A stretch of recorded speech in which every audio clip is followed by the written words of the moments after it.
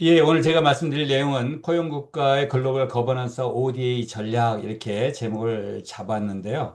이 부분은 얼마 전에 안성호 원장님과 말씀을 나누다가 제가 하고 있는 르완다 사업을 좀 소개하면 어떻겠느냐라고 해서 그때 시작이 된 것입니다. 그래서 준비를 열심히 했습니다마는 전문가님들께서 보시기에 또 어떨지 상당히 걱정이 됩니다. 한번 준비한 대로 진행을 해 보도록 하겠습니다. 제가 드릴 말씀은 포용 국가를 먼저 얘기하고 거버넌스, 그다음에 협력 전략, 르완다의 사례 이렇게 진행을 하도록 하겠습니다. 먼저 포용국가, 포용사회에 대한 그 담론이 시작된 거는 꽤 오래됐는데요. 구체적으로 된 거는 1998년에 인클루시브 소사이어티, 포용사회 얘기가 그때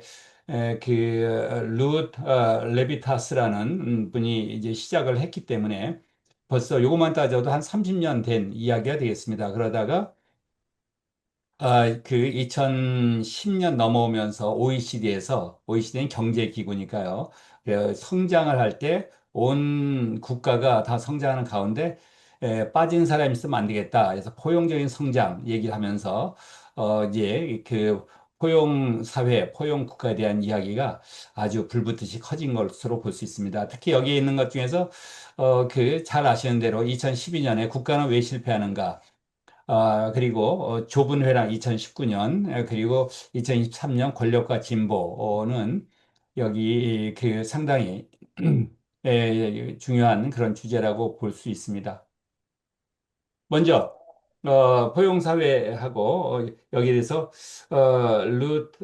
레베탈스하고 그다음 밑에 있는 것은 그 월드뱅크 그룹에서 나온 자료죠. 그래서 결국 포용사회라고 하는 것은 한마디로 얘기하면은 사회의 모든 구성원이 한 사람도 예외되지 않도록 모든 구성원이 참여할 수 있는 권리를 갖게 된다. 이렇게 볼 수 있겠습니다. 그 참여하는 권리가 방금 전에 안성 원장께서 말씀하신 정치와 경제 그리고 사회의 기능에 있어서 발언도 할 수 있고 결정권에 참여도 할 수 있고 하는 것들이 인클루시브 소사이어티인데 그것이 인클루시브 스테이트로 그 제도화된 그런 형태로 가는 국가가 포용 국가가 되겠습니다.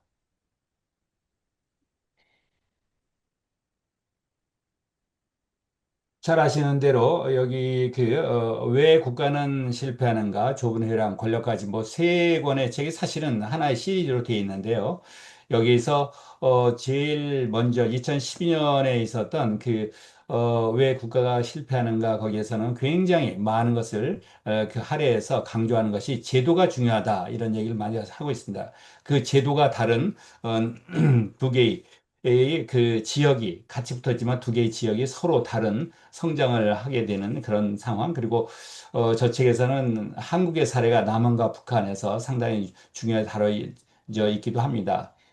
내로 코리도 좁은 회랑에서는 자유가 어떻게 유지되는가, 그리고 권력과 진보에서는 이제는 AI와 같은 기술들이 나오고 있는데 이 기술들을 과연 포용사에서 어떻게 바라볼 것인가 하는 그런 이야기들로 이야기를 주장을 하고 있습니다. 그리고 작년에 새로 대통령이 되신 이재명 대통령께서 여기 보면 책을 하나 냈는데 결국 국민이 합니다. 이 책이 유명한 책입니다. 이 책 한 권 덕분에 그 대통령께서 재산이 뭐 15억이 늘었다 이렇게 얘기하고 있습니다.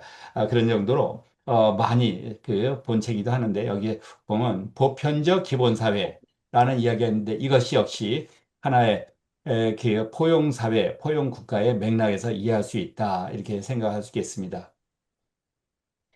포용 국가는 방금 전에 말씀드린 것처럼 OECD의 포용적 성장이라는 데서 시작을 본격적으로 시작했다고 볼 수 있고요. 그 개념과 시험 방안 도전 과제는 정의와 다차원적 접근, 분배적 관점에서 시작을 해서 인적 자본, 그리고 포용적 시장, 그리고 거버넌스가 만들어지고 그것들이 실행되는 과정 중에 있는데 어떻게 보면 앞서 말씀드린 국가는 왜 실패하는가 그 책에서도 굉장히 제도가 중요하게 다뤘지만 제가 쭉 볼 때는 제도를 아무리 잘 만들어도 그 제도를 운영하는 사람이 또 굉장히 중요하지 않겠는가 하는 점에서 사실 인적 자본, 그런 포용적 인재를 기르는 것이 또한 굉장히 중요하다 이렇게 볼 수 있겠습니다. 그래서 OECD 포용적 성장에서는 지속 가능한 미래를 위한 약속 이렇게 되어 있습니다만 보고 계신 이 슬라이드는 제가 만든 게 아니고요. 구글에 보면은 구글에 도큐먼트가 있습니다. 거기 들어가면은 슬라이드 제작하는 거기다가 원고를 넣고 만들어 보시라 그러면은 이렇게 만들어 줍니다. 그래서 여러 가지 안이 있는데 한번 꼭 해보시기 바랍니다. 그래서 어떤 건 잘 되기도 하고 어떤 잘 안 되기도 하는데요. 제가 볼 때는 최근에 기능들이 많이 좋아졌습니다. 그래서 전에는 한글이 이렇게 슬라이드 다 깨지고 그랬었는데 요즘은 제법 한글도 그럴듯하게 잘 그리고 있습니다. 포용적 성장에 대해서는 OECD 외에도 월드뱅크라든가 IMF, ADB, 그다음에 세계 경제 포럼에서 각각 그 논의가 돼 와 있었고요. 그리고 특히 그 WEF 세계 경제 포럼에서 포용적 개발 지수라는 것이 안성 원장께서 말씀하신 행정연구에서 했었던 그런 포용 지수와도 관계가 많이 되는 것으로 볼 수 있습니다. 포용 국가의 개념과 사례, 이거는 넘어가도록 하겠습니다. 왜 포용인가? 주요 분야별 핵심 그리고 한국형 포용국가의 정책 과제인데요. 이게 행정연구원의 2019년 12월에 있었던 자료를 이용한 것이 되겠습니다. 그래서 포용국가는 앞에서 본 월드뱅크 2008년 자료입니다. 거기서 포용국가에 대해서 정의를 하고 포용국가의 시민들은 그 요구를 할 수 있고 그 기회를 가질 수 있는 그런 국가이다. 그리고 어떤 국가의 서비스가 어떻게 제공되는지 어디에서 권리 행사할 수 있는지에 대해서 거기에 참여도 할 수 있고 결정도 할 수 있는 그런 것이다라고 정의되어 있습니다. 그래서 역량 강화 포용의 공간 하면 프라이빗, 퍼블릭 하는 이런 구조로 되어 있는데요. 그래서 개인과 사회 그리고 맨 끝에 가면 오른쪽 끝에 가면 네이션이 있습니다. 이 네이션이 바로 거기에 있는 국가의 기둥이 될 수 있는 법과 정책과 여러 제도들이 포용적으로 설계되고 수립되고 실행되는 그런 것이 되겠습니다. 포용국가는 결국 포용국가 잘 하려면 모든 국민이 차별 없이 함께 잘 사는 나라라는 어떻게 보면 대단히 중요한 목표를 갖고 있는데요. 이걸 하기 위해서는 역량과 고용과 소득이 같이 해결이 되지 않으면은 포용국가가 제대로 굴러갈 수 없다는 것이 되겠고요. 그래서 역량의 교육과 인적 자본이 되겠고 고용에서의 일자리 그리고 거기서부터 얻어지는 소득 이런 것들이 해결될 수 있도록 교육과 고용과 또 사회보장 복지 분야가 대단히 중요한 그런 분야가 되겠습니다. 포용국가 프레임워크는 여기 보시는 것처럼 이게 월드뱅크 자료에서 보고 있는 건데요. 여기서 정책과 법률 그리고 제도 그리고 일종의 규범 이렇게 됐을 때 이것이 그 거시적 구조 그다음에 구조적 불평등 포용적인 제도 그리고 그에 대한 구현하는 프로세스 이런 것들이 돼 있는데요. 일단은 포용 국가라 보면은 정책과 법과 정책 그리고 제도가 중심이 된다로 볼 수 있겠습니다. 소득 분별과 불평등인데요. 이거는 그 2026년 올해죠. 올해의 월드 이니퀄리티 리포트 세계 불평등 보고서에 나온 자료입니다. 세계의 소득 분배율이 1820년에서부터 2025년이니까 약 200년 동안 분배들이 이렇게 돼가고 있다는 것들을 왼쪽에서 보여주고 있고요. 거기에 보면은 지금 맨 위에 있는 것이 최상위 0.1%가 2020년 현재 세계적으로 보면 8%의 소득을 가져가고 있고 그리고 아래 미드 40%에서 50% 이렇게 하면 합한 90%가 되죠. 거기가 다 합한 것이 대략 46%의 소득을 가져가는 그러니까 10%의 사람이 거의 절반의 부를 차지하고 있는 그런 것이 되겠습니다. 한국의 소득 분배율이 그 월드 리포트의 한 페이지로 요약이 되어 있습니다. 그래서 여기는 1900년부터 2020년까지 되어 있는데요. 그래서 최근에 보면 2000년 이후에 보면은 2000년 이후에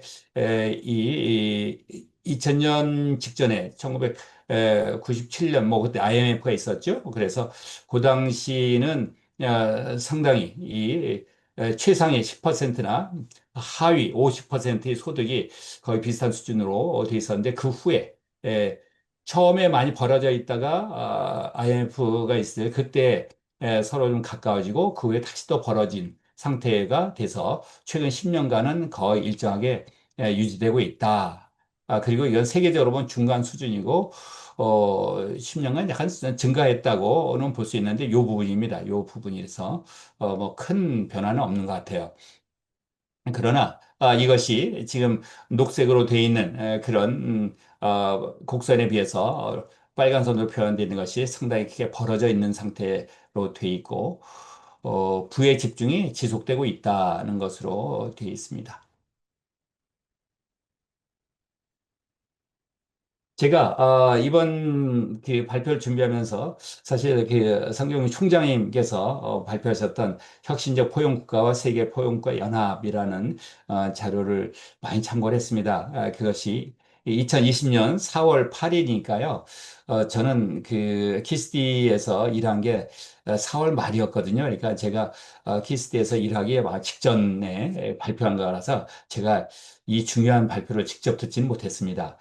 그러나 그 당시에 2020년 한국이 직면한 문제들을 여기에 보면 상당히 그 정치적 제도의 배제성이라든가 참여가 허용이 안 되는 거죠. 일부는 소외되어 있는 그런 거고, 제도적 배제성이 경제 분야에서도 커지고, 그리고 제도권 내 카르텔이 구축돼 가고 있고, 이런 것들이 결국 한국의 비극으로 구조화되고 있다 하는 굉장히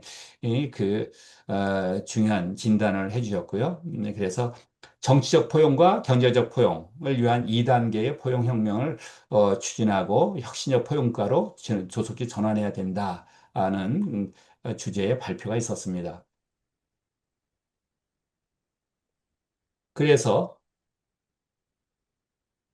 그 후에 이 국가들을 가로축은 여기다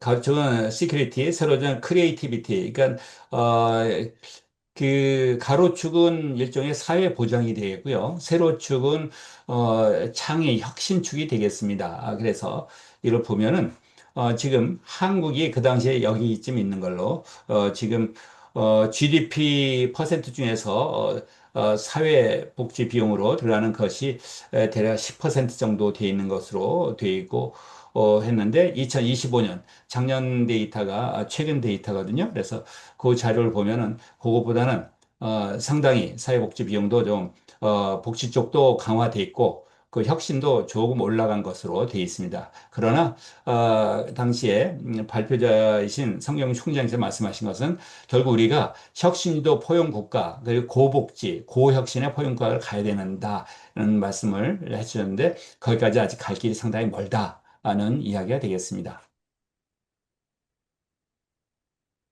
그래서 포용과 실현을 위한 과학기술 혁신 전략들이 이렇게 될 수 있겠고요. 어, 이거는 그 스테피의 논문에서 만드는 자료가 되겠고요. 그다음에 그 산업 정책의 선순환 구조가 될 수 있도록 그 고용과 그리고 혁신과 또 자산의 공유 이런 것들이 필요하다는 얘기가 되겠고요. 그다음에 포용적 교육이 또 중요합니다. 그래서 형평성과 포용성을 모두 다 충족할 수 있도록 해야 되고 여기에 중요성과 정책 전략, 주요 장벽 그리고 단 한 명도 nobody left behind 그런 얘기가 되겠죠. 한 명도 뒤처지지 않는 교육, 모두 다 데려가는 교육 이런 것들이 되어 있습니다. 거버넌스 말씀을 잠깐 보면요. 거버넌스만 자체는 통치 기구, 통치 방식, 예, 통치가 되겠는데요. 사실 거버넌스란 말은, 아마 잘 아시는 것처럼, 행정학에서 거버넌스가 나온 얘기는 정부가 하는 일에 다양한 사회의 여러 부문에서의 관계자들이 참여하는 일종의 협치로 가는 것이다라는 것으로, 사실 여기 보면 협치적 거버넌스 이렇게 되어 있는데 그냥 거버넌스 하면 모두 협치로 이렇게 보고 있기도 합니다. 그래서 이제 정부가 하는 일들에 사회 각지의 목소리들이 참여할 수 있도록 해서 사실은 사회의 각지의 목소리라는 것이 실제로 정부의 서비스, 정책 서비스의 이 사용자이기 때문에 실제로 사용자들이 실제로 원하고 도움이 되는 그런 것들에 대해서 보다 실질적으로 사용할 수 있는 것이 되겠습니다. 포용적 거버넌스는요, 여기서, 이 거버넌스에 있어서, 사회적 권력 지도가, 기존의 권력 구조에서 포용적인 구조로, 이 협치로 가는 그런 구조로 볼 수 있겠고요. 포용과 거버넌스와 공공 리더십. 그래서, 어, 이것이 포용적 거버넌스들이 왼쪽에 있습니다. 제도적 포용성, 수혜민주주의, 디지털 거버넌스, 오른쪽에는 공공 리더십 이렇게 되어 있고요. 그래서 여기는 쟁점으로 되는 것은 관료주의가 혁신이 될 필요가 있고 관료주의 혁신이 되지 않으면 이제 모든 걸 관료들이 알아서 하는 제대로 거버넌스가 셋업이 안 되겠죠. 시민 역량이 강화돼서 시민이 단순히 참여하는 것뿐만 아니라 전문성을 가지고 거기에 방향도 제시할 수 있어야 되는 그런 역할이 요구가 됩니다. 정치적 리더십 연계 이런 것들이 쟁점 및 과제로 되어 있습니다.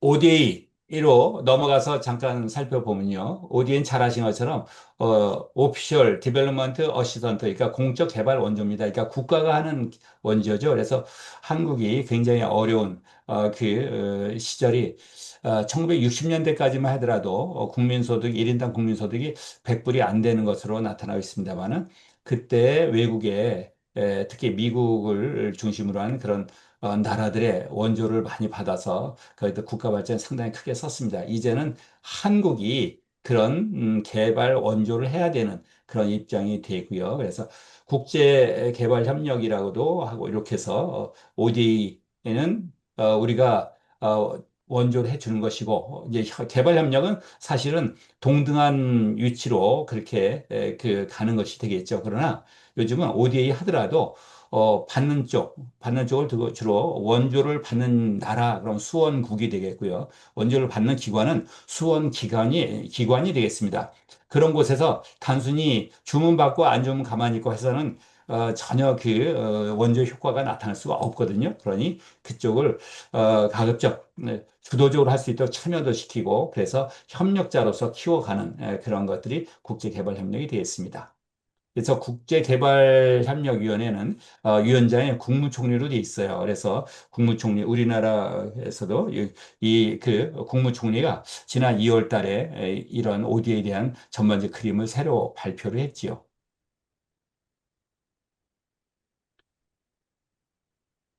2020년에 성경 총장께서 말씀하신 여러 가지 중요한 포인트들이 있었는데 그 중에 하나가 우리가 이런 ODA를 하더라도 거기에 중요한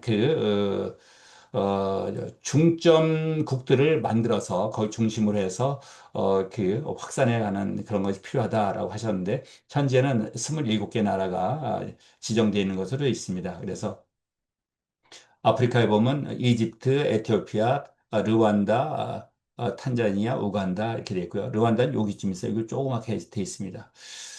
그렇게 돼 있고요. 어, 대개 이러한 ODA를 하는 기준은 국민소득이 5천 불 이하인 나라를 대상으로 하고 있습니다. 그래서 5천 불이 넘으면 이제 그 원조 대상국이 아닌 거죠. 근데 많은 나라가 5천 불 소득이면 그래도 번듯한 살림이 있고요. 되게 많은 나라들이 가 보면은 한 1,000불에서 2,000불 사이가 굉장히 많습니다. 그래서 ODA가 최근에 많이 들었는데요. 2024년에 보면은 이게 10억 원이니까 이게 거의 6조 2천억 정도의 ODA가 있습니다. 그래서 그중에 양자간 원조, 우리나라와 수원국이 1대1로 하는 것이 1대1로 도움을 주고받는 것이 한 80% 되고요. 그리고 유상 원조는 차관을 주는 것이죠. 차관을 주고 하는 것이 한 40%가 되고 무상 원조는 60%. 어떻게 합하면 100%가 되겠죠. 다자간 원조는 아까 양자간 원조가 80%니까 다자간 원조는 그 국제 기구를 통해서 하는 게 되겠습니다. 그거는 18%가 되고 그래서 2014년 ODA 기관요. 이건 2025년 4월에 있었던 ODA 백서에서 나온 거니까 2026년 자료는 아직 안 나왔습니다. 이거 최신 자료가 볼 수 있는데요. 지금 여기 있는 것처럼 외교부, 기획재정부, 기타 시행기관 이렇게 기타 시행기관은 굉장히 많은 부처가 참여하고 있다는 걸 알 수 있습니다. 그래서 외교부에서 하는 그런 원조들이 굉장히 많은데 국제협력으로 보면 외교부가 또 담당 부처긴 하지요. 거기에 실행 조직으로 있는 것이 코이카가 되겠습니다.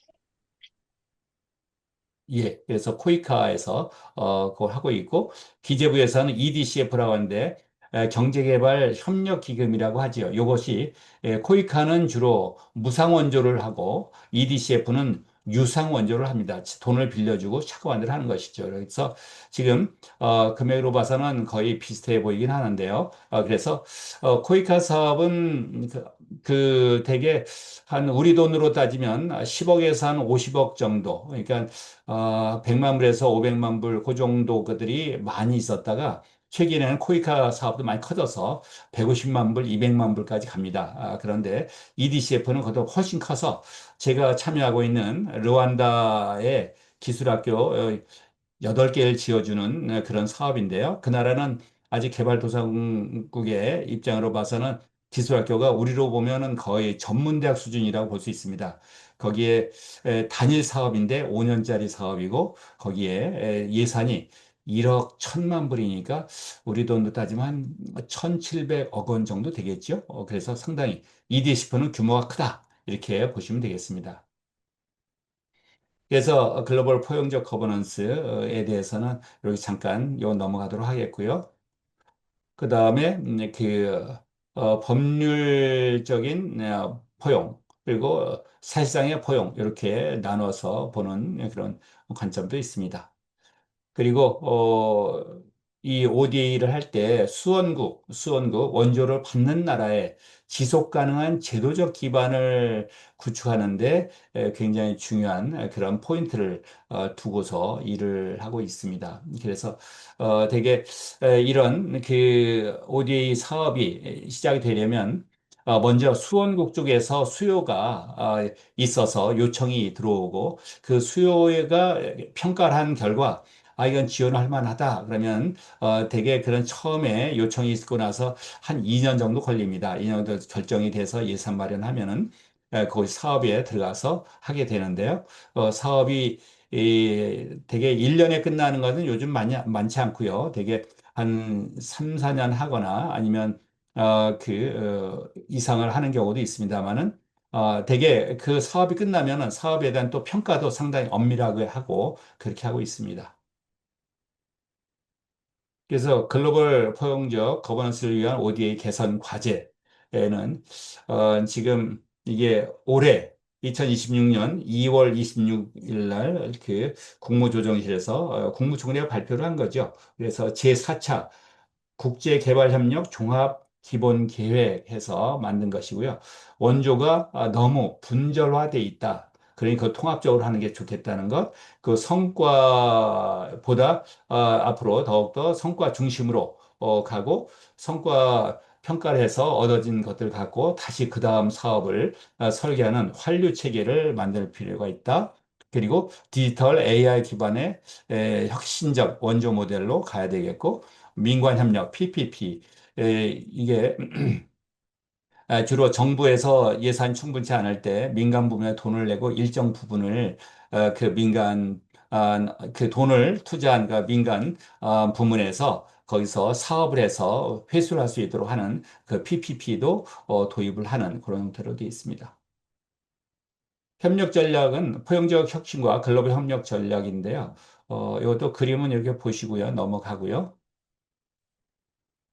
그래서 어, 여기 글로벌 협력의 수행 절차인데요. 코이카의 사업 발굴을 처음에 하고, 사업 발굴은 예산을 편성을 하고, 사업 시행을 합니다. 결과 평가를 하고, 이것이 피드백돼서 다시 그 다음 사업 발굴과 기획에 사용되는데, 이때 중요한 성공 요인이 수원국의 주도성, 이게 상당히 중요하고, 이 부분이 상당히 많은 경우에 그냥 스스로 그 수원국이나 수원기관이 스스로 자립할 수가 없다고 생각하는 경우가 많기 때문에 굉장히 약할 때가 많습니다. 그래서 그런 것들이 중요하게 되어 있고, 성과 중심 관리, 피드백과 완료 이렇게 되어 있고요. EDCF입니다. EDCF도 사실은 사업 준비 및 발굴 이렇게 되는데 여기는 차관 공여를 결정할 그 절차 하나 더 있습니다. 그리 되고 조달 및 입찰, 사업 시행 및 인출, 종료 평가 및 사후 관리해서 환류가 되는데요. 되게 성격으로 보면은 코이카는 완전히 공개 입찰을 하고요. 근데 EDCF 사업은 사업의 규모가 크고 하기 때문에 이게 완전히 뭐 완전히 공개는 하죠. 그런데 공개하기 전에 입찰하기 전에 제한 경쟁이라고 하지요. 몇 개 굉장히 실적이 많고 한 업체들을 먼저 컨택을 해서 거기 그 업체들이 참여할 수 있도록 하는 그런 형태로 진행되는 경우도 있습니다. 그래서 2020년에서 2024년까지 최근 5년간 코이카의 여러 가지 협력 성과가 되어 있고요. 연평균 한 3, 400개의 사업을 하고 이 내용은 모두 그 ODA 코리아라고 하는 그 사이트에 모든 자료들이 다 들어있다 이렇게 보시면 되겠습니다. 그리고 코이카 EDCF의 사업인 경우도 이렇게 보시는 바와 같고요. 재원 규모가 이제는 거의 뭐 4조 가까이 늘어나는 형태로 되어 있습니다. 그러면 새 정부는 이 ODA 관련해서 그럼 국정과제가 어떻게 되어 있을까요? 국정과제가 그 120번째 과제본 국제사회 공헌과 참여로 G7 플러스 외교 강국 실현이라는 외교부의 사업 과제가 있습니다. 그래서 과제 목표와 주요 내용 그리고 기대 효과인데 여기에 ODA에 관한 것들이 다 들어있다 이렇게 볼 수 있겠습니다. 그리고 이런 국제개발 협력하기 위한 법률로 국제개발협력 기본법이라는 게 있어서 ODA 정책을 추진하는데 이 법에 근거하고 있습니다. 2026년에 개정안이 나왔고요. 그리고 작년에 에이펙 회의가 있을 때 그때 AI의 그 이니셔티브가 2026년에서 2030년까지로 잡혀 있어서 이때 그 경제 성장 촉진하고 의민 참여 확대, 인프라 및 기술 활용으로 이렇게 진행되도록 하고 있고 핵심 전략 및 실천 과제, 이행 및 성과 관리 등등이 이렇게 진행되고 있습니다. 앞서 보신 지난 2월 26일 날, 2월 26일 날이니까 지금부터 한 달 반 정도 됐지요.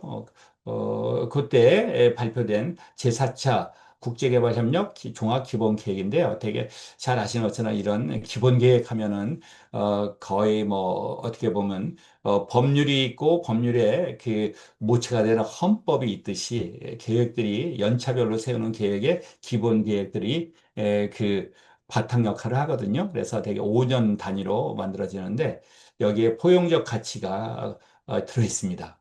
그래서 포용 가치를 어떻게 실현할 거냐 했더니 복합 위기, 기후 위기, 보건 위기. 보건 위기는 그 코로나의 영향을 많이 받았다고 봅니다. 인도적 지원 그리고 여성과 아동에 대한 안전과 인권 보호 하는 것이 포용적 가치 실현 이렇게 돼 있고요.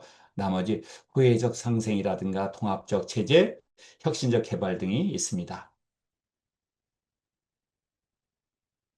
그래서 여기에 그 내용은 보다 구체적인 내용이 이렇게 돼 있는데 이거는 넘어가도록 하겠습니다.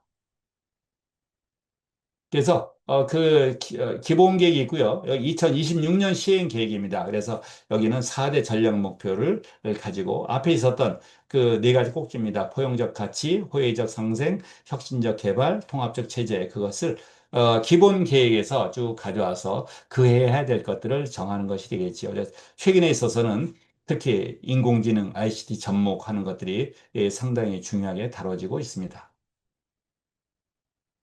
자, 이제 세계 포용과 연합이 되겠습니다. 포용 국가는 앞서 말씀드린 것처럼 국가 안에 있는 어떤 사람이라도 시민들이 한 명도 소외되지 않도록 정치 체제라든가 경제라든가 사회적인 제도에 참여할 수 있도록 하고 거기에 결정들을 하는데도 결정권을 행사할 수 있도록 하는 그런 것들인데요. 그것이 포용 국가가 국가 내부적이라면 세계 포용과 연합은 이것들이 국제 협력에 보다 방점이 찍혀 있다 이렇게 보시면 되겠습니다. 한국의 비핵화 패러다임 전환, 혁신적 포용과 모델 이렇게 되어 있는데요.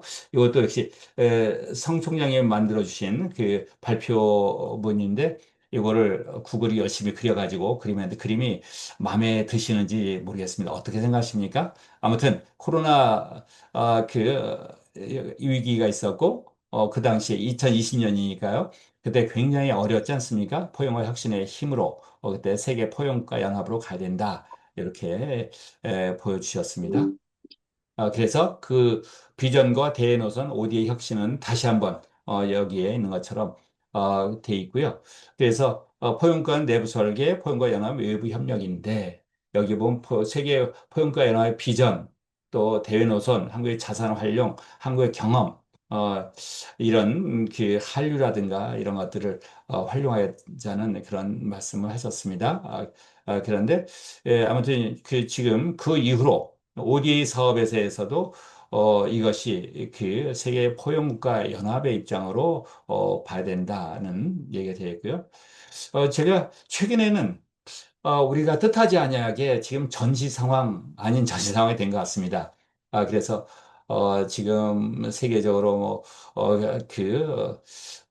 기름이 석유가 없어서 지금 한 일주일 이후에는 라면 공장에서 라면을 못 만든대요.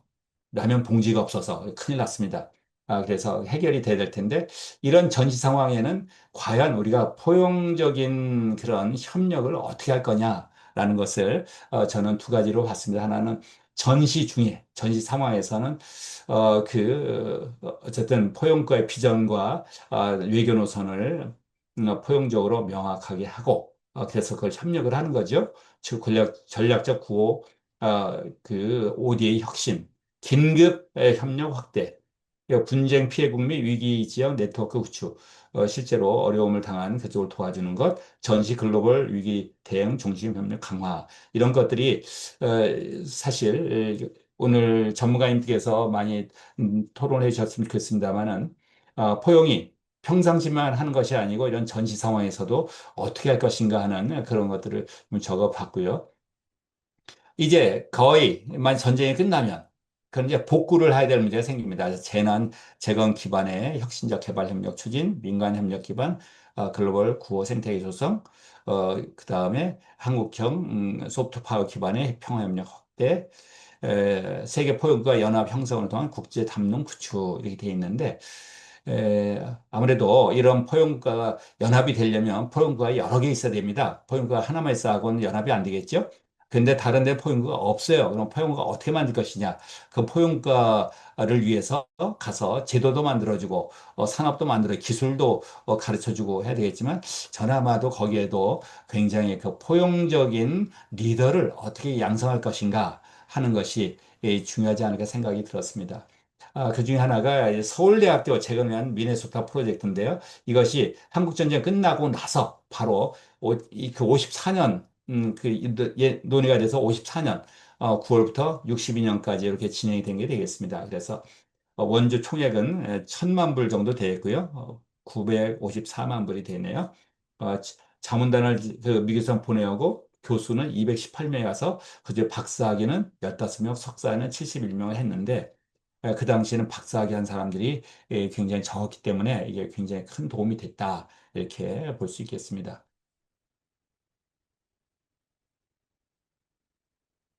그래서 그런 그 포용 국가를 위한 리더의 여덟 가지 어떤 역량이 있겠고요. 주로 제도를 만들고 거기에다가 전략을 세우고 정책을 세우고 그다음에 협력적인 거버넌스를 만들고 하는 이런 부분들이 중요하게 되고 또 그런 포용 국가의 리더들이 가져야 될 그런 미덕이겠지요. 미덕으로 보면은 거기에 공감도 할 수 있어야 되고 공정해야 되고 하는 건 물론이겠지만 이것들이 보다 기본적인 리더가 가져야 될 그 이상으로 국가를 끌고 나갈 리더로서 이런 것들이 더 요구가 되고 있다 이렇게 볼 수 있겠습니다.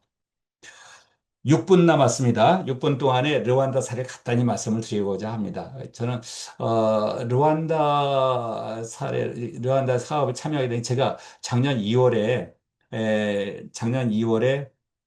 정년을 하고 있는데 3월 달에 어떻게 우연 연락이 와서 그 상명대에 아주 이쪽 사업으로 한 20여 년 이상 일을 하고 아주 일도 잘하시는 그런 팀이 있습니다. 그래서 그분께서 전에 2017년, 18년에 한번 제가 그 팀의 요청으로 참여한 적이 있었는데 나름 그게 또 괜찮게 생각하셨던 것 같습니다. 그래서 르완다가 지도 가운데 이렇게 있는데요.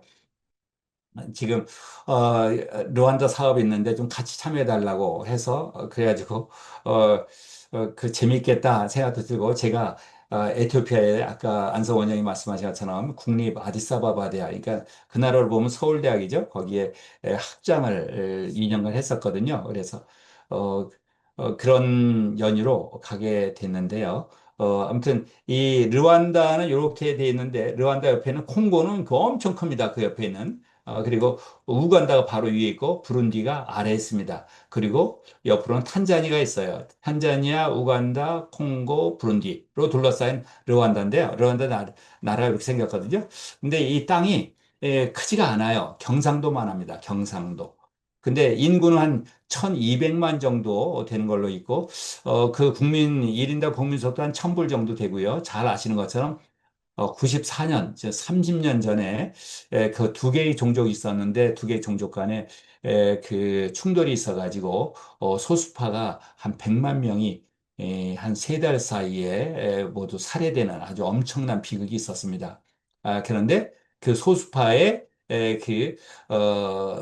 소수파에서 그 소수파의 게릴라 부대 대장이 수도 키갈리를 점령하고 나서 얘기를 했죠. 어제까지는 우리나라에 두 개의 종족이 있었습니다. 후투족과 투치족. 근데 오늘부터는 종족은 하나밖에 없습니다. 르완다족. 이렇게 해가지고 그 양반이 지금도 그 통치를 하고 있는데 굉장히 그 거기서 신망도 있고 잘하고 있습니다. 그래서 30년이 넘는데 이번 요새도 또 무슨 투표하면 98% 지지가 나오는데요. 그래서 키갈리가 가운데 있고 거기에 주위에 동서남북이 있는데요. 여기에다가 지금 기술학교가 500개 정도 있습니다. 근데 500개 정도 가운데 8개를 아주 그 우수학교를 만드는 거죠. 그 만드는 것으로 이렇게 우수학교를 어, 만들어 달라 하는 것이 돼 있고요.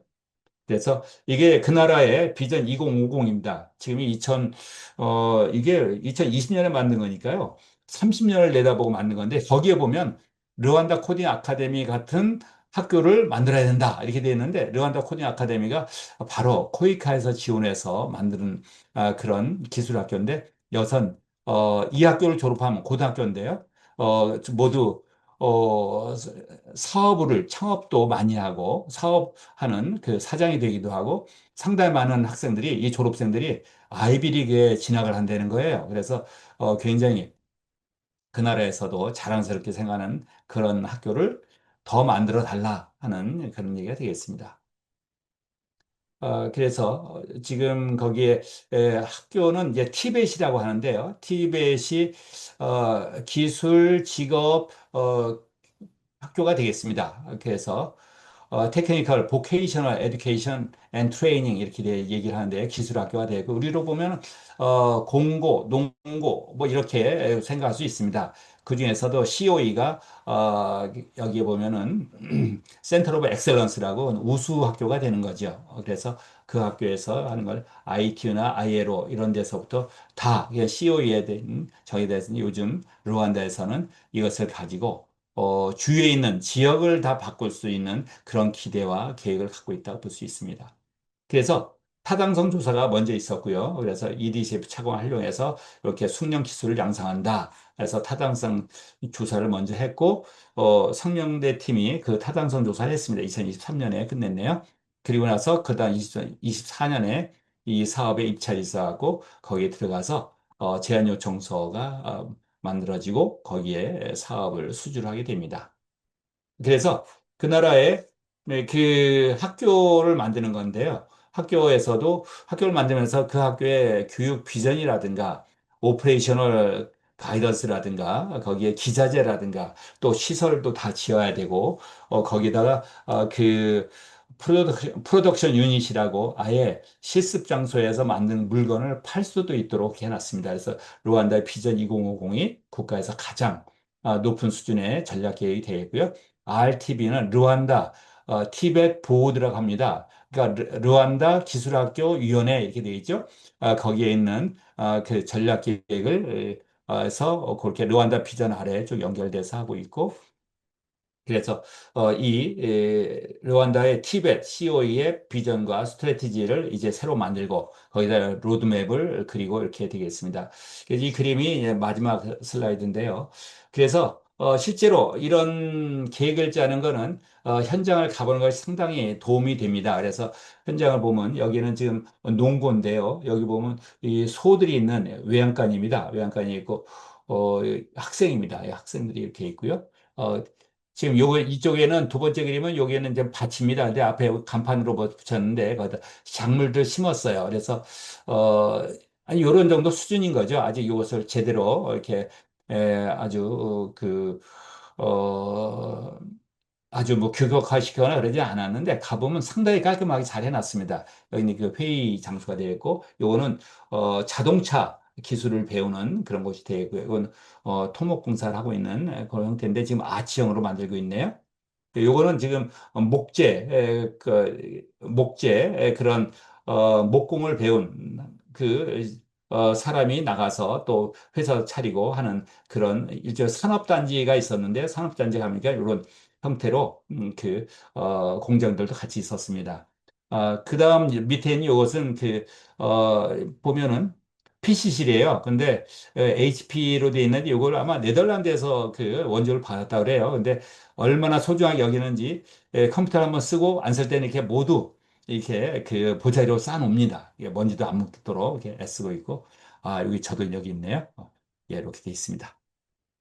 예, 그래서 지금 51분이 돼서 안성 원장님께서 말씀하신 50분 룰을 지키느라고 했는데 제가 드린 말씀이 잘 전달이 되는지 모르겠네요. 아이고, 이따가 예, 질의응답 하실 때 시간을 충분히 드릴 테니까 네, 못하신 말씀은 좀 신뢰를 들어가면서 좀 예, 예. 재미있게 해주시면 감사하겠습니다. 알겠습니다. 에, 아까 말씀드린 그 국제 연구를 통해서 포용국가 지수를 연구해 봤는데 네 개 차원, 그러니까 정치, 경제, 사회, 글로벌 차원 이렇게 네 개 차원을 이 계량적으로 국제 비교를 해보니까 우리 한국의 포용성이 전반적으로 낮습니다. 그런데 아주 낮은 네 개 차원 중에 가장 낮은 차원이 뭐냐면 이 국제 음, 글로벌 차원이었어요. 그동안 몇 년 동안 이제 좀 향상이 되지 않았을까 하는 이런 생각이 드는데 어쨌든 우리 한국이 이 포용 국가라는 측면에서 가야 할 길이 멀다. 하는 것이 밝혀졌습니다. 오늘 지금 우리 권 원장님이 이렇게 이제 아주 아웃라인을 잘 설명해 주셨는데 사실 뭐 여러 가지 이유 때문에 이 ODA 사업 이게 이제 해야 되지만 뭐 인도주의나 또는 정치적인 고려 뭐 이런 것들도 있지만 또 유엔이 할당하는 게 있습니다. GDP의 몇 퍼센트를 해라. 우리나라가 지속적으로 높여왔고 이제 선진국으로서 역할을 조금 이제 시작하는 상황입니다. 역시 포용성이 가장 높은 북유럽 국가나 우리가 정말 모범적으로 비교적 잘한다고 생각하는 포용 국가들은 우리보다 여러 면에서 앞서 있고 오랜 동안 이런 국제적인 ODA 사업도 경험을 축적해 왔습니다. 근데 제가 하나 더 말씀드리면 우리도 포용성이 낮은데 뭐 해외 우리보다 못한 나라를 뭘 돕는다는 거냐 이런 생각을 가질 수도 있지만 사실은 teaching is learning이라고 우리가 학생들한테 많이 알아서 가리킨다기보단 그때 공부 많이 하거든요. 제 경우는 그렇습니다. 잘 몰랐던 것도 애들 가리키려고 공부하다 보면 나중에 책을 쓸 정도가 되거든요.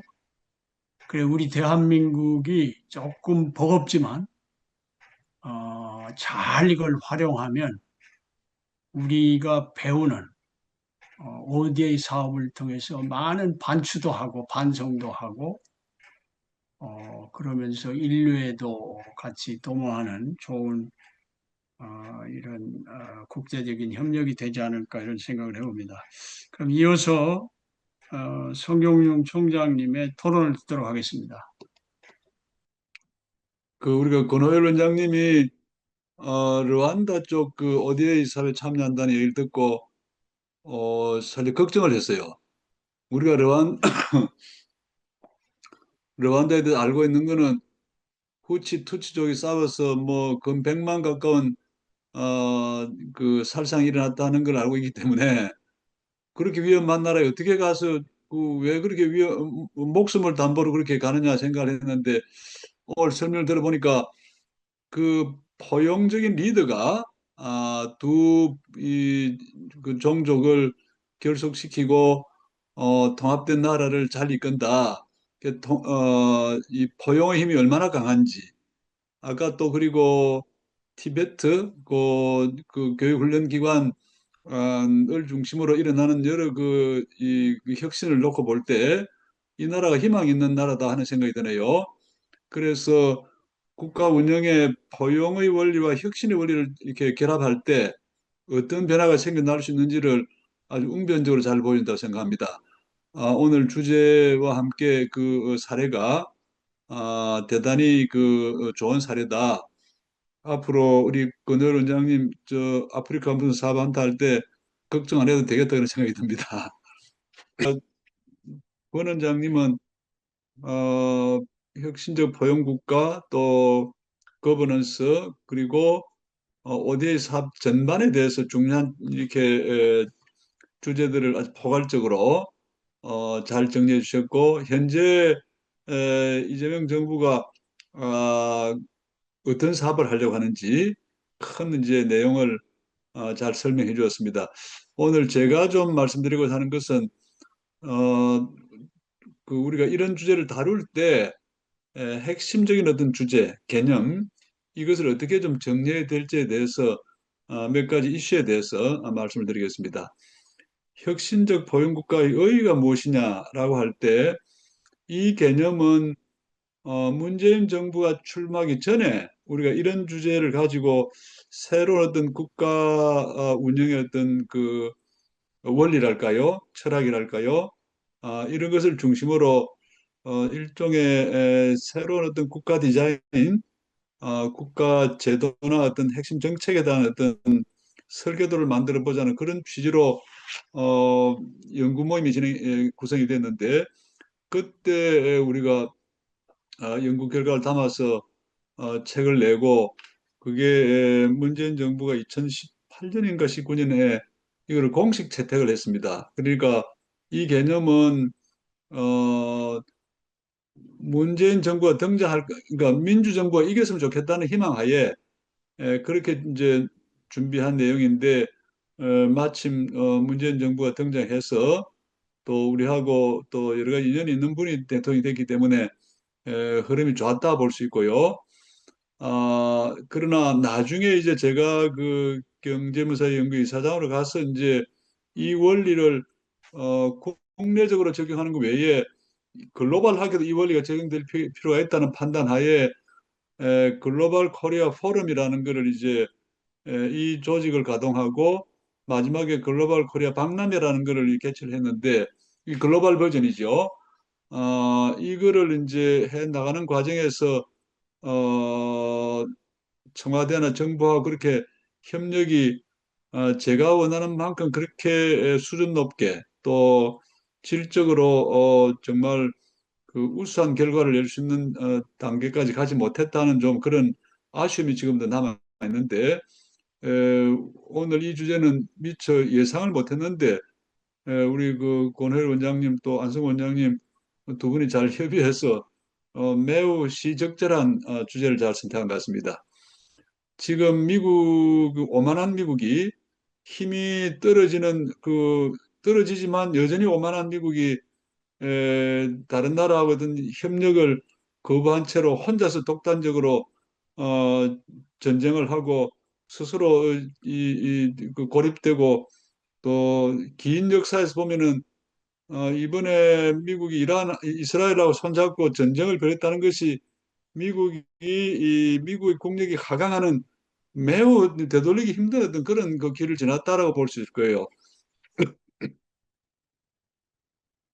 미국은 지금 사실은 과거에 전 세계를 이 지배하는 그런 어떤 최고 패권 국가로서의 위치에서 이미 상대적 하강을 시작했기 때문에 지금이야말로 평화를 중시하고 글로벌 포용 국가였던 그 새로운 비전을 가지고 다른 나라를 돕고 연합하고 이렇게 가야 할 시기에 매우 잘못된 리더가 잘못된 판단을 저는 했고 그것이 미국의 뭐 당장 패망은 아니겠지만은 긴 어떤 그 앞으로 하강 곡선을 걷는 그런 출발점에 들어간 그런 어떤 그 경로에 들어간 게 아닌가 저는 그렇게 생각하고 우리가 국내적인 의미에서나 국제적인 의미에서 혁신적 포용 국가라는 이 어떤 그 비전 또 이것이 가지고 있는 어떤 그 함의가 매우 중요하다 저는 그렇게 생각합니다. 여기 메모한 것처럼 개별 국가 차원에서는 혁신의 영역과 이제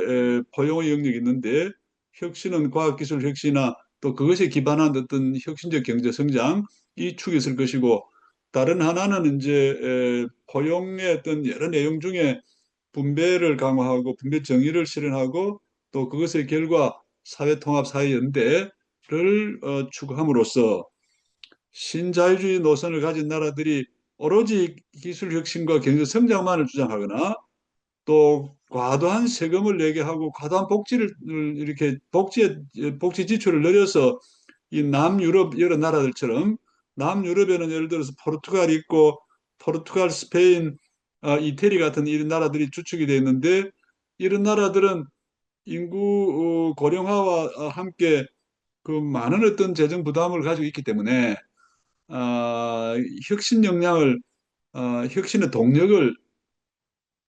동력이 약화되고 그로 인해서 어, 재정 지출과 복지의 무게에 눌려서 다른 나라하고 경쟁을 놓고 보면은 점점점 하강하는 이런 이제 그 크게 두 가지 경로가 있는데 우리가 혁신과 포용을 결합한다고 하는 것은 이 양영역의 강점을 동시에 결합하고 자는 것이기 때문에 이것은 뭐 제가 볼 때는 이 제3의 길이라고 볼 수 있고 제3의 길 중에 실천해 볼 수 있는 실용적인 제3의 길이고 이것을 실천한 나라들 그 노르딕 국가들 5개 노르딕 국가들 여기에 이제 네덜란드나 스위스나 독일까지 포함하면 대륙 국가들을 포함해서 이 나라들이 가장 지속 가능하고 강력한 혁신 역량과 포용 역량을 다 결합한 게 아닌가 저는 그렇게 생각하고요. 여기에 이제 빼서는 안 되는 게 이제 이런 표현이 적절할지 모르겠습니다. 저는 이걸 자연 포용이라고 보는데 지금까지 산업혁명 이후에는 인류가 특히 자본주의 시스템이 자연을 약탈하고 수탈하고 파괴하는 일을 해왔습니다. 그것의 결과가 기후변화입니다. 요새 여러분 날씨가 좀 이상하지 않습니까? 여러 가지 이상 징후들이 이제 느껴지고, 거기다가 또 트럼프 같은 친구는 무지막지한 이 산업주의자인데, 재생에너지까지 거부하고, 오로지 그냥 지금 석유하고 이 가스의 이제 탐욕, 거기에 대한 탐욕이 지금, 이렇게 전쟁까지 몰고 가고 있기 때문에, 자연을 약탈과 수탈의 대상으로 보지 않고 자연도 포용의 대상이고 자연하고 자연을 어떤 틀 속에서 우리가 자연의 한계 속에서 혁신하고 성장해야 되고 이런 어떤 철학을 분명히 정립하게 되면 지속 가능한 어떤 발전 모델이 아닌가 저는 그렇게 생각합니다. 글로벌 차원에서는 서로 간에 이제 우리가 약자를 돕고 다른 보편적으로 그 다른 나라의 주권을 존중하고 다른 나라 국민들의 인권을 존중하고 또 평화를 중시하고 또 특히 그 어려운 나라들에 대해서는 우리가 경제적 지원, 인도주의적 지원을 이렇게 하게 되면 서로 상호 의존 관계, 협력적인 관계, 평화적인 상생 관계까지 도모할 수 있다. 그러니까 개별 국가를 움직이는 기본 논리가 있고 이게 국제 관계에 적용된 원리가 있는데 포용을 기초로 한 혁신, 여기에 이제 평화까지 합쳐지면 이것이야말로 대내적 차원에서나 또 그 국제적 차원, 글로벌 차원에서 우리가 실현할 수 있는 최고의 이상을 실현할 수 있는 길이다. 저는 그렇게 생각하고 그거는 여러 증거 자료에서 다 나타납니다. 특히 우리 강충경 박사 늘 핀란드 이렇게 말씀을 하시는데 핀란드가 보여주는 여러 그 사회 경제 문화 환경에서 나타나는 세계 최고 수준의 이 성과들은 이건 장난이 아닙니다. 이거는 어떻게 이게 가능한가? 라고 질문할 수 있는데 그거는 좋은 원리를 장기간 동안 적용할 때 그것이 누적적으로 발생시키는 성과이기 때문에 우리가 핀란드 사례, 노르웨이, 스웨덴, 덴마크 사례, 아이슬란드 사례에 주목하지 않을 수가 없죠. 어, 약간의 차이가 있지만은 네덜란드나 스위스나 독일 등등이 보여주는 그런 놀라운 사례들은 역시 올바른 그런 그 원리, 가치에 기반해서 나라 운영을 해야 된다. 그러면 좋은 결과가 온다. 그런데 우리가 지금 이번에 미국하고 이스라엘 보면은 오만하기 짝이 없는 이제 그 나라들 혁신에는 강하지만 포용성을 상실한 나라들이 도대체 어떤 범죄를 저지를 수 있는지를 우리가 지금 뭐 생생히 보고 있지 않습니까? 아, 혁신만으로는 위험합니다. 혁신 없이도 안 되지만은 혁신만으로는 저는 위험하다. 포용과 혁신이 함께 가야 된다. 그래야 평화와 공존을 이룰 수 있다. 저는 그렇게 생각합니다. 이제 이런 관점에서 볼 때 글로벌 거버넌스의 재구조와 재기능화를 차제에 좀 고민하지 않을 수가 없습니다. 유엔은 여러분 아시는 것처럼 구성 자체에 원초적 모순이 있습니다. 하나는 이제 평등의 원리가 있고 다른 하나는 불평등의 원리가 있는데 이 당시에 모든 나라가 나라의 덩치가 크고 작고 국력이 크고 작고에 관계없이 모두가 동등한 주권을 가진다라는 면에서는 평등의 원리에 기초하고 있지만은 현실적으로 나라들의 덩치가 이 경제, 국토, 경제력 여러 가지 측면에서 이제 국력의 차이가 있기 때문에 이 불평등을 반영한 것이 안전보장 이사회죠. 거부권을 부여했죠. 이것이 두 개가 상충하고 있고 미국은 이 가운데서 자기들이 제일 강대국인데 이 특히 오만한 이제 트럼프는 우리가 그렇게 많이 부담을 그 회원국으로서 많은 부담을 하고 있는데 우리가 얻는 게 뭐냐? 이 얄팍한 장사꾼, 양아치 같은 장사꾼이 볼 때 우리는 손해 본다 생각하고 유엔사나 무슨 유네스코도 다 빠져나오고 지금은 나토까지도 흥정의 대상으로 생각하고 지금 오늘 보도를 보면은 호르무즈 해협의 해협을 이게 애매하게 지금 되어 있는데요. 오늘 내가 CBS 방송 뉴스를 들은가 이렇게 하는데 트럼프라는 자가 호르무즈 해협을 이란하고 동시에 공동 관리해서 이익을 두 나라가 나눈다. 조인트 벤처라는 표현을 씁니다. 이놈들은 호르무즈 해협이 막히고 관계없어요. 이렇게 큰 위협이 조성되고 난 다음에 거기에 한 그 배가 출입 들어오고 나갈 때 30억이라 했습니까? 만약에 그거를 부과하게 되면은 그 돈이 그 이란의 재건에 이제 쓰일 수도 있고 미국은 앉아서 고스란히 거기서 뭐 50%를 먹든 40%를 먹든 이따위 생각을 지금 하고 있는 거죠.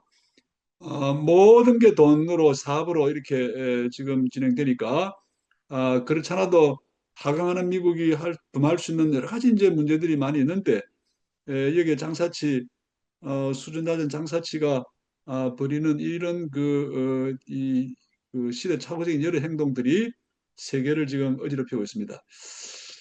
그래서 그럼 우리가 이 혁신적 포용을 지향하는 나라들이 그럼 어떤 대응을 할 수 있는가? 그냥 이거는 제가 개념적으로 말씀드립니다. 현재는 지금 초강대국이 많은 부담을 하는 게 사실이니까 초강대국의 역할, 재정 부담, 역할 위상을 상대적으로 축소해야 되지 않겠나? 그 대신에 중견국, 미들파워, 초강대국은 아니지만은 프랑스, 독일, 뭐 영국, 한국, 일본 등등 캐나다 이번에 뜨거운 걸 다 보고 있습니다. 온갖 지금 그 조롱을 다 당하고 있고요. 그런데 이 집단들이 힘을 모으면 미국이 뭐 부담을 적게 하더라도 그 정도 그 조금씩 더 부담하면은 유엔 더 잘 그 운영할 수 있고 안보리 힘도 더 뺄 수 있고요. 이런 중견국을 중심으로 한 세계 포용국가 연합 같은 거를 한번 고민해 볼 수 않겠나. 이건 어쨌든 개념적인 이야기인데 이 지금 어, 이런 그 다 강대국 수준입니다. 다 세계 랭킹 10위 안에 드는 나라들이 미국하고 중국 등살에 꼼짝을 못하고 희롱당하고 협박당하고 있는데 이번에 그런 면에서 영국이나 프랑스가 보여준 거는 대담하다 볼 수 있죠. 우리나라도 침묵하면서도 군대 보낼 수 없다 했고요. 그러니까 어차피 미국은 세계를 이끌 그 리더가 되지 못하니까 우리가 어떤 집단적인 새로운 어떤 지도 체제를 구성하는 생각을 해보자. 그 다음에 중진국 개도국도 돈 없다고 맨날 징징거리지 말고 너도 다 부담해라. 대개 강대국이 우리는 부담 못하겠다 하고 빠져나가려 하고 부담 안 하려 하고 하는 게 다 그 징징거리는 이 나라들 제대로 부담하지 않고 저는 세계 평화를 위해서는 어, 정말 뭐 정말 이게 예배를 인정해야 될 그 후진국을 빼고는 모두 다 지금보다 더 부담해야 된다 생각합니다. 중견국이 더 상대 더 많이 부담해야 되겠죠. 이런 고민을 좀 했으면 좋겠다. 세계 포용국 연합을 본래 제가 이걸 제안할 때는 한국이라는 이 특수한 나라 밑에 제가 이제 메모를 했는데요. 우리가 주도하는 어떤 세계 포용국 연합을 한번 해야 안 되겠나 생각했는데 그건 그렇게 할 수도 있고 지금 세계가 어지러우니 우리가 유엔을 무대로 해서 지금 이제 미국과 지금까지는 미국이 주도하는 나토와 중국이 주도하는 브릭스가 이제 대립하는 것처럼 했는데 이번에 트럼프가 정말 바보는 바보입니다. 그 중요한 나토를 지금 탈퇴하겠다는 등 뭐 그래 하고 있잖아요. 누가 좋아하겠습니까? 제일 좋아할 사람은 중국이 제일 좋아하겠죠. 그러면 나머지는 그럼 어떻게 해야 되겠나? 계속 강대들이 개판 치는 거를 그냥 방관무긴하고 전쟁 나면 전쟁 나는가 보다 전쟁 나기 전에 모든 노력을 다해 전쟁을 막아야죠. 왜냐하면 전쟁의 마지막 단계는 핵전쟁이 되기 때문에 여기는 절대로 우유부단하게 방관해서는 저는 아니다고 생각합니다. 예, 다음 세 번째 주제로 넘어가죠. 한국이 왜 세계를 더 품어야 되는가? 앞에 봐있습니다. 여러 가지 독특한 게 있습니다. 구한말 우리 이후에 한국이 너무 그 국력이 약해져 가니까 먹고 살기 위해서 또는 독립운동을 위해서 우리 국민들이 전 세계로 뻗어나갑니다. 이 글로벌 디아스포라 현상이 생기는데 지금 현재 전 세계 180개국에 우리 한인 동포들이 살고 있다고 합니다. 본래 지금은 700만인데 옛날에는 얼마 전만 해도 780만, 750만까지 됐고요. 그때는 한 190개국까지 이제 산재에 있었는데 현재 지금 공식 통계는 180개국 정도 되고 700만이 지금 우리 그 제일 동포로 존재하고 있다. 다음에 우리가 이제 박정희 정부 이래로 수출 지향 산업화, 이게 EOI라고 합니다. Export Oriented 이렇게 되어 있는데 무역 의존도가 엄청나게 높습니다. 여기 메모를 해놨습니다. 최근에도 80, 90% 됩니다. 그러니까 우리는 세계와 단절하고 세계를 경시하고 살 수가 없다. 우리의 존재 양식이 되어 있다는 거고요. 그 다음에 한류팬이 광범위하게 존재합니다. 그 메모 하시간 보시기 바랍니다. 넷플릭스 회원 중에 한국 좋아한다, 태권도 수련한다, 뭐 등등. 그래서 저는 그냥 어림잡아서 최대 5억 명 정도의 더 팩터, 사실상의 글로벌 한류 한인 커뮤니티의 세계에 존재하는 게 아닌가. 우리가 그냥 이걸 잘 모르고 있을 따름이죠. 이것에 BTS 막 열광하면 아 뭐 팬들이 있는 모양이다 이런 정도 생각하는데 여러분 BTS 할 때 무슨 뭐 인천공항이 북새통이 되고 뭐 며칠 전부터 광화문 뭐 명동 뭐 온 데 난리가 나고 서울 도성부터 우리가 지켜봤는데요. 그냥 이거를 단순한 상업적 관점에 나는 보면 안 된다고 생각합니다. 우리게 좋았어. 우리가 뭐 마케팅 잘해가지고 오고 가고 그렇게 가볍게 볼 게 아니고 저는 이 사람들이 우리의 인구가 줄어들고 대학에 정원을 못 채우는데 이 사람들이 우리의 구원자다. 우리의 미래 시민이고 국민이고 학생이고 그렇다. 저는 그렇게 생각하고 인식 자체를 단순한 커머셜한 어떤 눈으로 봐서는 아닌다고 생각합니다. 최근 BTS 이제 통계를 제가 찾아보니까 넷플릭스가 190여 개국에 송출했다고 합니다. 아리랑하고 스임은 발표 직후에 여기 쭉 뭐 2주 이상 1위를 했다는 것이고요. 상상을 초월하는 거죠. 총 시청자 당일 총 시청자가 1,800하지만 쭉 나와 있습니다. 아, 노출수가 26억 이상. 이게 지금 어떻게 가능한가 놀라운 일이죠. 자, 그럼 경제문사 연구는 어떤 실험을 했는가? 글로벌 코리아 포럼이라는 걸 우리가 구성하고 마지막에 글로벌 코리아 박람회를 한번 했는데요.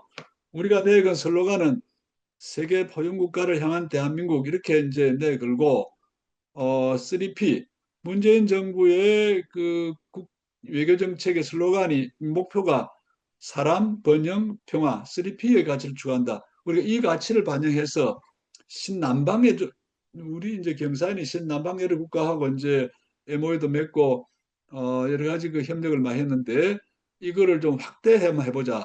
한번 실험을 해보자. 라고 해서 이제 2019년에 어떤 기획을 했느냐면은 인도네시아 산업부하고 산업혁신 공동연구를 했습니다. 당시에 키에트가 이제 주관 기관이 되어서 메이킹 인도네시아 4.0 이거는 이제 에, 그 산업 4.0 같은 건데요.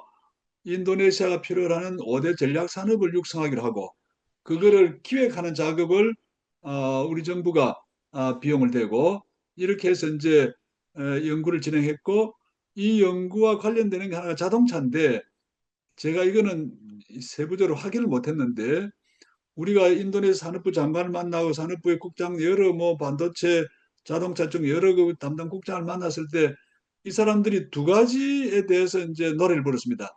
하나는 현대자동차가 좀 들어오게 해달라. 현대자동차가 들어올 때 제일 낮은 모델 말고 최신 모델 하이 뭐예요 전기자동차 아이오닉 이런 거 보내달라. 우리 그걸 다 산업부 전달했습니다. 아마도 그런 뭐 이렇게 인연이 작용하지 않았나 생각이 들고 그 다음에 하이닉스를 보내달라고 아마 하이닉스는 그렇게 하기 어려울지 모르겠어요. 워낙 정밀한 그 공정이 많기 때문에 어쨌든 그런 논의를 하다가 2020년에 들어가서 우리가 2019년 말에 그때 우리 저 변창흠 장관님 LH에 계시고 뭐 여러 이제 국토부 산업부 또 여러 그 공공기관들하고 이제 어떤 논의를 했냐면은 인도네시아를 우리나라가 잘할 수 있는 어떤 산업 플랫폼의 기지로 생각하고 디지털 트윈도 하고 그다음에 이제 우리 정부 부처 그다음에 공공기관 대학 기업들이 팀으로 나가고 인도네시아 현지에서 그게 상하는 팀들이 모여서 같이 회의도 하고 이거를 구체화할 수 있는 어떤 그 실행 계획을 한번 짜보자. 이런 취지로 한 10개 분야 정도 기획을 했습니다. 그때 여기 나와 있는 것처럼 한류 문화 플랫폼, 교육 플랫폼 등등 이런 플랫폼 사업을 한다고 치고 예를 들어 스마트 그린 도시는 LH가 주관이 되고 이제 국토가 나오고 이런 계획을 했는데 20년 2월 달 이거 20년 초에 코로나19가 발생했어요. 그리고 우리하고 이 협의하던 그 고참 국장 인도네시아 고참 국장이 사망하고 뭐 온갖 난리가 나니까 본래 계획했던 걸 할 수가 없게 되고 그래서 이제 고민하다가 아, 글로벌 코리아 박람회라는 걸 하자. 그래서 연말에 2020년 연말에 한 150여 개 기관이 참여해서 어쨌든 우리가 그동안 그 정부 부처나 그 공공기관 민간 기업들이 에, 각자가 해외 사업했던 기록을 다 한번 정리를 해서 이걸 모아보자. 그래서 대한민국 내의 역사는 우리가 국사라는 걸 공부를 하는데 해외에서 무슨 일이 진행됐는지 우리 저 권영열 원장 그 이디오피아에서 어떤 일이 있었는지 우리 잘 모르잖아요. 이 기록을 몽땅 모아가지고 대한민국 역사의 절반을 한번 채워보자. 이런 취지로 이제 이걸 했는데 제가 이 당시에 가졌던 기대는 청와대가 좀 적극 좀 나서고 이런 거대한 어떤 국가 사업을 대통령이 주재하는 행사로 좀 하고 싶었는데 청와대 사람들이 꽁꽁 막혀가지고 결국은 그렇게 못했습니다. 결국은 이제 그 총리가 가서 인사말을 하셨는가 뭐 그렇게 하고 우리 본래 구상과는 너무나 좀 100 정도 효과를 보아야 되면은 한 40, 50 정도 그러고 말았는데 제가 그 경사에서 일하던 3년을 통틀어서 가장 좀 이렇게 마음이 서운하고 지금도 이거 이렇게 하면 안 된다. 이게 무슨 이사장이 빛날려고 일한 거겠습니까? 나라의 미래를 준비해서 아까 5억 정도의 커뮤니티가 존재하는데 그것을 끌어모은 어떤 동력으로 이걸 생각을 했는데 이게 그냥 그렇게 끝난 거에 대해서 매우 아쉽게 생각하고 이거는 지금 정부도 이거는 이런 일을 소홀하게 생각하지 말고 뜻이 있으면 한번 해보면 좋겠다 그런 생각을 합니다. 예, 다음 페이지. 어디에 사회 딜레마가 있습니다. 이거 수원국 의존성인데요. 우리가 그때 신남방 정책과 관련해서 이제 그 현지에 나갔는데 캄보디아 환경부 전체 국장 한 20명하고 우리 이제 경사연 원장 그룹하고 이렇게 같이 이제 미팅을 하는데 제가 그날 너무나 많은 실망을 했습니다. 캄보디아 환경부 장관이라는 자가 나와 저쪽에 이제 대표랑 제가 앉아서 우리 대화를 하는데 이 사람이 우리는 돈이 없습니다라는 말을 주연 회한 중에 4번, 5번 합니다. 거기에 이제 수자원이 이제 문제가 되는데 이 수자원 맑은 물을 안전한 물을 공급하기 위해서 무슨 시설이 어쩌게 되고 물론 돈이 필요하겠죠. 그렇지만 일국의 장관이 돈이 없다는 말을 그렇게 여러 번 해도 되겠습니까? 그러고 내가 계속 관찰합니다. 관찰해 보니까 해외 선진국이 다 어디에 사업을 일정 비율 하게 돼 있고 그걸 OECD의 그 DAC라고 합니까? 그게 다 카테고리 그게 있어요. 일정국이 하는 거를 그 이제 일종의 어디에 선진국의 징표 비슷한 건데 그렇게 하기 위해서는 어디에 얼마 정도 돈을 써야 된다는 걸 알고 이 사람이 알고 있어요. 저 나라 돈은 우리한테 들어올 돈이라는 걸 다 알고 있어요. 열심히 할 이유가 없습니다. 하는 신용을 하면 되는 거예요. 자립심이 생기지 않습니다. 그래 제가 이 ODA 사업을 진짜 질적으로 바꾸자면 큰일 나겠다는 생각을 했고 그래서 딜레마, 파라독스가 있다. 오히려 더 의존적이 더 가난해지고 그래서 저는 핵심이 교육이 돼요. 교육. 그래서 이제 제가 그 우리 고향 진주가 중심이 돼서 이제 그 4대 재벌들 그래서 K 기업가 정신 우리 저 김기창 교수님이 이걸 앞장서 이걸 열심히 하고 계신데 이거를 제대로 해야 되겠다. 교육을 시켜야 된다. 아까 그 발표 중에 미네소타 프로젝트라는 게 이게 서울대학을 키워야 되겠는데 서울대학은 뭐 집도 없고 절도 없고 무슨 인프라 대학하고 하니까 그것도 도와주고 박사를 그 미네소타 대학에서 키워가지고 어, 미래 인재를 키울 수 있는 그런 이제 전문가를 양성하는 거죠 이게. 이거 이후에 나온 게 국가 그 뭐라 그러죠? 정부가 왜 정부 장학 사업 그래서 무슨 여러 대학에 국비 유학을 다 보내줬죠. 그 연결됐고요. 영국은 콜롬보 계획, 프랑스는 베트남 지원하는 거, 독일은 한독 직업학교, 뭐 대하대 같은 것도 있고요. 그 다음에 이제 거의 많은 나라들이 이제 장학사까지 해서 결국은 이런 사업들이 특히 우리나라 경우에 미네소타 프로젝트가 안 됐으면은 서울대학이 어떻게 됐겠습니까? 그 외에 국비 유학 그 지원 사업이 안 됐다면은 그 고급 인력을 박사급 인력을 어떻게 키울 수 있겠습니까?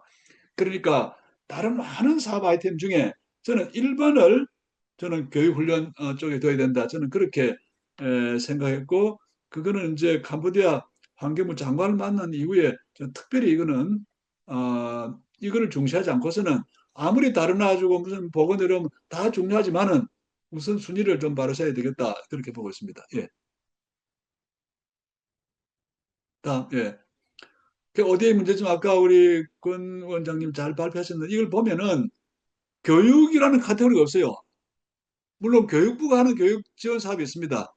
우리가 몇 년 전에 그 캄보디아에 갔을 때 서강대학의 이원구 교수라는 분이 거기 그 족자카르타의 무슨 기독교 그러니까 가톨릭 계통의 학교에 서강대 화학공학과에 그분이 그거를 과를 설립하고 그 미래의 교수를 양성하고 과를 설립해서 장비까지 지원해주는 그 교육부 지원 사업으로 부처들이 하는 사업들이 있는데 그게 일부 하고 있는 것이지 이거를 전면적으로 제가 볼 때는 사람에 대한 걸 저는 해야 되는 사람. 그래서 교육사, 보건의료사 이걸 투톱으로 하고요. 그 다음에 이제 나머지 뭐 식량이다 무슨 인프라다 그건 다른 나라 다 하면 됩니다. 우리가 굳이 그까지 해야 될 이유가 없잖아요. 만약 저한테 이 그 어디에 사업을 한번 총괄해봐라면 저는 그렇게 하겠습니다. 아, 이걸 널리 분산하지만 우리는 한 가지 가난한 나라가 일어선 여러 가지 뭐 요소가 있겠지만은 우리가 일어선 게 사람에 대한 교육, 보건 의료, 뭐 그다음 식량 다 포함해서 건강까지 이래 되어 있는데 긴급하게 교육 중심으로 가야 되겠다.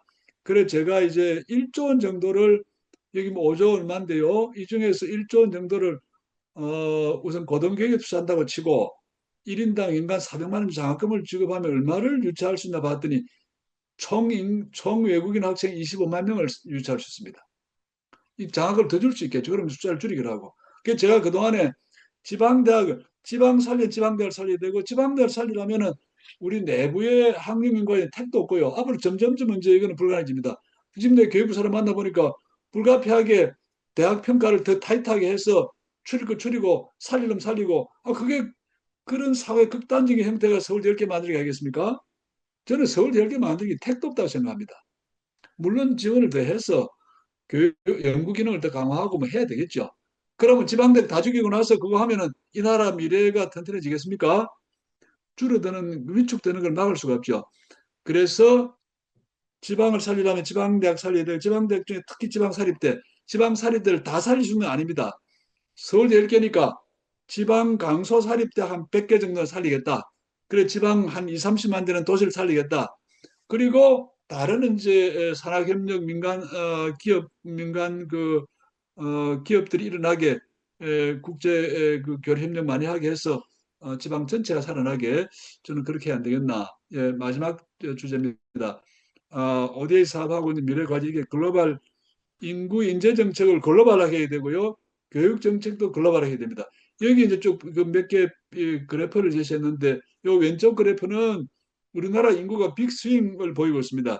2020년이 이제 가운데 있는데 대확장기, 대축소기, 지금 대축소기 들어갔고 인구의 데드 크로스가 이미 2020년 발생했고 오른쪽은 제가 추정을 해본 건데요. 앞으로 인구가 계속 줄어들어서 2100년 되면은 1700만. 아마 저는 이게 거의 현실에 맞을 부합되지 않을까 생각합니다. 근데 이런 문제에 대해서 제가 이야기를 하는 어느 수강생이 아니 자기가 어떤 인구 전문가를 만났더니 이거는 불가피하고 줄어드는 인구를 가지고 애달바할 문제가 아니고 줄어드는 인구는 적응하게 하는데 노력을 기울여야 된다고. 그래서 제가 그 학생 보고 되게 남아났습니다. 잘 생각을 해봐라. 이게 단순히 어댑터 적응하기만 하면 되는 거냐? 이 각각의 단계가 이렇게 100만, 500만, 1000만이 줄어드는 이게 스무스하게 아무 고통 없이 줄어드는 것 같으냐? 이거는 거의 전쟁에 유사한 일이라 벌어지게 돼 있다. 사회보험이 붕괴되면 어느 놈은 보험지원금 받고 안 받고 세금 낼 사람이 없어가지고 정부가 하는 모든 공공서비스가 줄어들 때 범죄가 난무하게 될 것이고 약탈이 난무하게 될 것이고 그거는 생각하지 않고 적응의 과제다. 헛소리 하지 말고 이거를 어느 수준에서 이 인구 재생산이 안정되게 그게 3천만이 될 수, 2천만이 될 수 있는데 그 수준에서 안정적인 재생산이 되는 구조를 생각해야지 이렇게 줄어드는 걸 놓고 그렇게 태평스럽게 말하면 되겠냐? 제가 좀 타박을 준 적이 있습니다. 이 간단한 문제가 아니지 않습니까? 이걸 누가 채우겠습니까? 이 다음 페이지. 저는 개도국하고 교육 협력을 해야 되고요. 요 맨 왼쪽에 보면은 우리나라 고등교육은 공급과학이고요. 개도국은 수요가 지금 고등교육 수요가 넘칩니다. 이 두 개를 어떻게든 결합시켜야 된다. 이거 여기서 이거를 결합 못 시키면은 대한민국의 그 교육의 미래, 우리 인구의 미래 장래가 다 어둡다. AI는 누가 개발할 거냐? 요 신생아 수를 다 제가 했습니다. 2024년에 우리나라 신생아가 23만 명 태어났습니다. 인도가 2,300만, 중국이 950만. 요즘 중국에 여러분 로봇 그 우리가 다 전시 시범 다 보지 않았습니까? 온갖 종류 로봇이 온갖 재질을 다 펴니다. 그 다양한 용도의 그 로봇을 누가 개발하겠습니까? 우리는 23만 명 우수하면 되겠습니까? 우수한 23만 명이 그 900 몇십만 그 부럽지 않다. 이건 택도 없는 이야기입니다. 인구는 세계 어느 나라든지 간에 랜덤하게 우수한 놈 아니 보통 다 태어나게 돼 있고요. 인구는 퀄리티와 퀀티티가 동시에 중요하다고.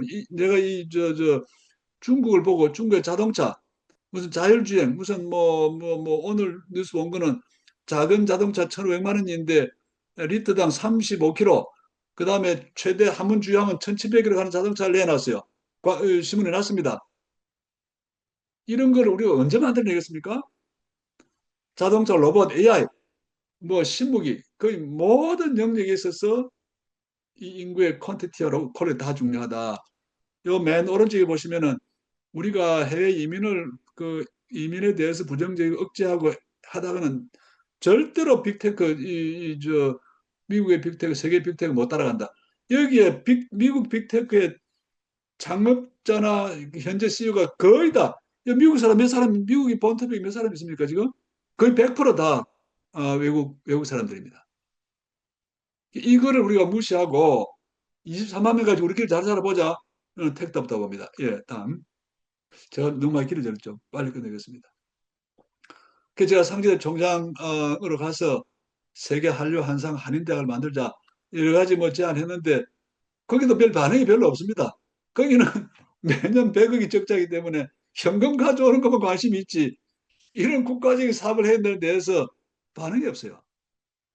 그 제가 혼자 생각을 하고 있습니다. 이 프로젝트는 제가 상지대에 가서 제안했지만은 상지대학은 현재 여력으로 봐서 이걸 당장 실행하기 어려우니 좀 정부의 정신 좀 드는 정신이 바로 있는 사람이 있으면은 좀 정부가 가져가서 이 사업 좀 해라. 지방대학 평가에서 죽일 생각 그만하고 서울 10개 만들기 그거 그만하고 이걸 해야 나라의 그 인구 인프라를 지금부터 인구 인재 인프라를 구축하는 기회다 이 생각합니다. 예, 다음. 대한민국의 궁극적인 과제가 뭐냐? 아까 말씀드렸죠. 인구 감소가 적응의 문제라고요. 저는 택도 없는 이야기다. 그는 나라가 망조가 들고 완전히 평지풍판하고 거의 전쟁 같은 시간을 우리가 보내게 될 것이다. 민족은 민족 개념이 혈통이냐 문화냐? 저는 혈통에 집착하지 마라. 그 혈통이 우리를 지키지 못한다. 지금 집값 앞으로 다 떨어집니다. 그 집값을 보전할 사람이 우리 저 한국인 혈통 가진 사람이 지켜주겠습니까? 저는 그래 보지 않습니다. 문화, 좀 더 개방적인 의미의 문화. 그 다음에 이제 개방적인 민족 공동체를 한번 구상해 보자. 세계 5억 정도의 이런 한류 팬 등등이 있다고 보면 이게 이미 더 팩터 문화 경제 공동체 커뮤니티를 저는 만들고 있다고 생각합니다. 이걸 인식하냐 못하느냐의 차이가 있죠. 정치인들이 이런 데는 식견이 없다고 봅니다. 저는 당장 눈앞에 보이는 거에 그냥 몰두할 따름이지 이것이 무슨 의미가 있는지. 그래 제가 한류 문화 경제 서밋을 할 서밋 대통령이 나서서 하자 이거는 이제 지금 전쟁하기 나기 전 이야기인데 앞으로 이런 여러 가지 위험한 일이 올 테니까 우리 문화를 중심으로 개방적인 커뮤니티를 만들어야 되니 좀 대통령이 나서서 정상 초청하고 좀 해라. 그 다음에 글로벌 한류 문화 경제 올림픽을 하자. 스포츠 올림픽은 별 의미가 없고 이런 거 해야 된다. 그 다음에 이제 한류의 지역화, 지역의 한류화 이런 걸 하자. 그 다음에 지역 간의 친목 교류 같은 거 하자. 이런 여러 가지를 그동안에 신문에도 하고 했는데 별 반응이 없습니다. 뭐 제가 주장한 게 별 내용이 없어서 그렇다면 어쩔 도리가 없고 이 내용을 제대로 좀 들여다보지 않았다면 또 고민 좀 해야 될 것이고 그 해외 사례를 제가 찾아봅니다. 보십시오. 이거는 이제 오늘 제가 챗 GPT에 물어봤습니다. 영국은 이미 영연방, 자기들이 식민 지배한 나라를 27억을 다 이거를 하나의 공동 커먼웰스로 지금 묶어서 물론 옛날처럼 지배하는 건 아니죠. 그러나 그 태도를 유지하고 있습니다. 캐나다는 영국 여왕이 총독도 여전히 임명하고 있습니다. 서로 돕지 않겠습니까? 프랑스는 프랑코폰이라고 프랑스 사용권 93개국 각별히 챙기고 있습니다. 돕기도 하고 문화적인 언어적인 교류도 하고요. 중국 공자학원, 그 다음에 괴테 인스티튜트, 그 다음 밑에 스페인 세르반테스 문화원, 러시아 루스키미르 다 이런 걸 하고 있습니다. 우리는 우리 나라, 우리 민족의 미래가 무너지는 미래를 구제할 수 있는 저희는 우리는 가장 강력한 지금 동력이 저는 딱 하나를 꼽으면 한류입니다. 한류. 이 한류를 놓치면은 과거 춘천에서 이제 그 겨울 연가 91년인가에 겨울 연가 바람이 불어가지고 그 촬영지가 많이 있으니까 일본의 아줌마 부대들이 막 갑자기 춘천에 밀려 들어옵니다. 뭐 춘천고등학교 가서 뭐 사진 찍고 난리를 치는데 그때 사람들이 다 멀뚱멀 쳐다보고 있습니다. 이 사람 방미 사람은 막국수집, 닭갈비집밖에 없어요. 일방적으로 돈 벌기 위해서. 아무도 그 사람들한테 고맙다. 우리 방문에 고맙다. 같이 친구하자라고 손을 내밀고 홈스테이 시켜주고 한번 차 한잔 마시자 이래 본 사람이 없어요. 다 대상으로 보고 상업적으로 봤기 때문에 저는 그렇게 하면 안 된다고 생각합니다. 이 사람들을 친구로 받아들이고 고맙다는 감상을 표시하고 앞으로 자주 교류하자 하고 그래서 이 사람들을 초청해서 그 문화경제 올림픽을 할 때 2년마다 한 번씩 올림픽을 할 때 다 최대한 많이 초청해서 평창에서 행사하고 그 다음에 전국 각지에 사람들 보내서 그 동네 사람들하고 친구가 되게 하고 서로 교류하게 하고 배드민턴 좋아하는 사람끼리 무슨 뭐 합창 좋아하는 사람, 피아노 좋아하는 사람, 무슨 농촌에서 무슨 농사를 좋아하는 사람 끼리끼리 교류하고 왕래하고 우리가 오래가는 친구가 될 수 있게 저는 그렇게 하면 우리나라가 더 지속가능한 나라 될 수 있다. 저는 그렇게 생각하고 이거를 노래를 불렀는데 뭐 지방대학 총장하는 사람 이야기라서 그런지 별로 지금 반응이 없습니다. 아, 제가 할 수 있는 일이 옛날에는 저도 꽤 힘이 있었습니다. 뭘 한 기획하면 다 이게 통하고 했는데 세월이 지나고 나니까요. 제 말을 듣는 사람이 없어요. 우리 윤한 교수가 소개한 어떤 여성이 저 이야기를 듣더니 옛날에는 당신 말을 안 듣는 사람이 없었는데 요새는 당신 말을 듣는 사람이 없네요. 제 말을 듣는 사람이 갈수록 줄어듭니다. 여러분이 좀 다 한번 들어보시고 이게 중요한 의미가 있다 하면 좀 살려서 각자 있는 곳에 살려서 더 내용을 살찌우게 해서 우리나라 미래를 좀 개척하는 이런 변화가 일어나면 좋겠습니다. 예, 이상입니다.